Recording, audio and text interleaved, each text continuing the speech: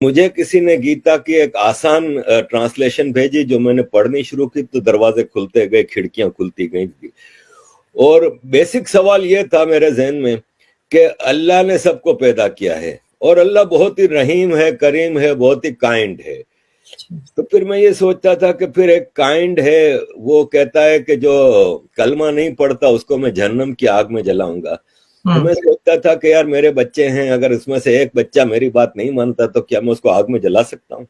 تو جب میں ایک انسان نہیں کر سکتا تو وہ رحیم و کریم کیسے یہ کر سکتا ہے؟ تو مجھے گیتا میں اس کا جواب یہ ملا کہ اللہ کہتا ہے قرآن میں کہ بھائی میری بات نہیں مانو گے تو میں جہنم کی آگ میں جلاؤں گا.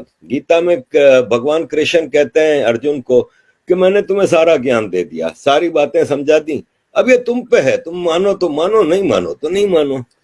اسی طرح قرآن میں ہے کہ آپ صرف ایک اللہ کی عبادت کرو گے، باقی اگر کسی کی عبادت کرو گے تو آپ جہنم میں جاؤ گے.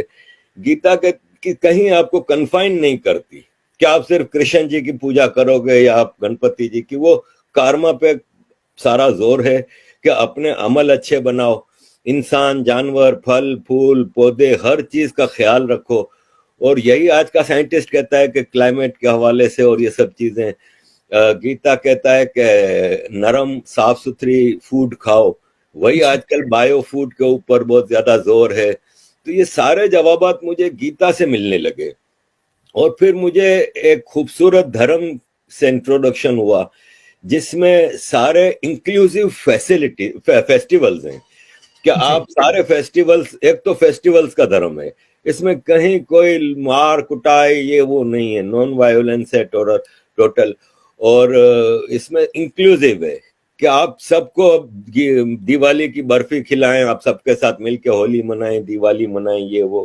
مسلمان کہتا ہے نہیں صرف ہمارے فیسٹیول مناؤ، باقی فیسٹیول منانا حرام ہے.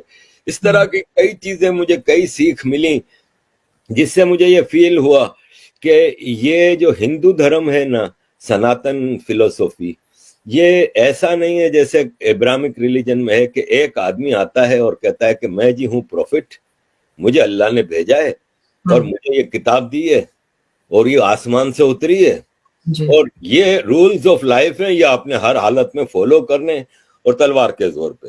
جبکہ سناتن 50,000 سال کے ایولیوشن سے بنا ہے، اور یہ ایک دن میں ایک کتاب میں ایک آدمی نے آ کے نہیں دیا ہے. اس میں وید آئے، پرانے آئے، گیتا، رامائن، اس میں مختلف دور میں مختلف سیکھ دی گئیں، اور ایک بیسک آئیڈیولوجیکل فیض ڈیولپ ہوا جس میں کہیں بھید بھاؤ نہیں ہے. ٹھیک ہے بعد میں کوئی کہتا ہے کاسٹ سسٹم آیا، یہ سب پولیٹیکل ہے. اور یہ جب انویڈرز کا زمانہ تھا، اس میں ان چیزوں کو زیادہ ایکسپلوئٹ کیا گیا تاکہ مالائن کیا جائے ہندوازم کو، اور ابراہمک ریلیجن جنہوں نے یہاں پہ انویژن کیے تھے وہ اپنے آپ کو یہاں پہ فیمس کر سکیں یا ایڈجسٹ کر سکیں یا آکوپائی کر سکیں. تو باقی ادروائز میں نے دیکھا ہے کہ جیسے عورتوں کے حوالے سے سب سے زیادہ مجھے مشکل یہ آتی ہے کہ دیکھیں دنیا کی 50% پاپولیشن ہے نا، وہ عورتیں ہیں، لیڈیز ہیں، فیمیل ہیں، مہیلائیں ہیں. اور اسلام میں کلیئر الفاظ میں، آج صبح ہی میں نے ویڈیو لگائی ہے کہ کلیئر الفاظ میں کہا ہے کہ عورت ہے نا وہ مرد کی غلام ہے، اور مرد جب جس وقت جیسی بھی حالت ہو عورت کی وہ بلائے تو عورت اس کو اوبے کرے. اور ایک طرف کہا جاتا ہے کہ اسلام نے عورت کو اتنا بڑا درجہ دیا کہ اس کے پاؤں کے نیچے جنت رکھ دی، لیکن وہی ماں اپنے شوہر سے کے ہاتھوں پٹتی رہتی ہے، وہی ماں اپنے بیٹے کی اجازت کے بغیر گھر سے باہر قدم نہیں رکھ سکتی، وراثت میں آدھا حصہ، گواہی آدھی.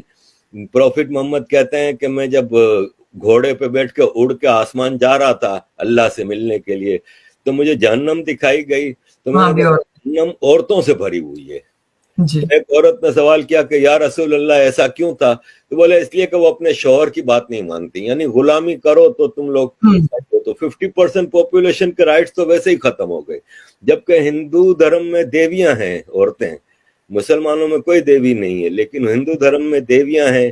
کہیں ہم نے ہسٹری میں ایسا نہیں دیکھا کہ بھید بھاؤ ہو کہ عورت کی آدھی وراثت ہے یا آدھا حصہ ہے یا یہ وہ. تو یہ ساری چیزیں تھی جس سے مجھے محسوس ہوا کہ the right path is to follow Gita, no other book. جی بہت اچھی بات ہے. مجھے تو بہت خوشی ہوتی ہے آپ نے اتنا اچھا مطلب گیتا کو سمجھنا. میں بھی بہت لیٹ سمجھی لیکن سمجھے تو پتا چلا کہ کیا تھا ابراہمک ریلیجن اور کیا ہے یہ, اس کے بھید ہی ہمیں پتا چل جاتے ہیں.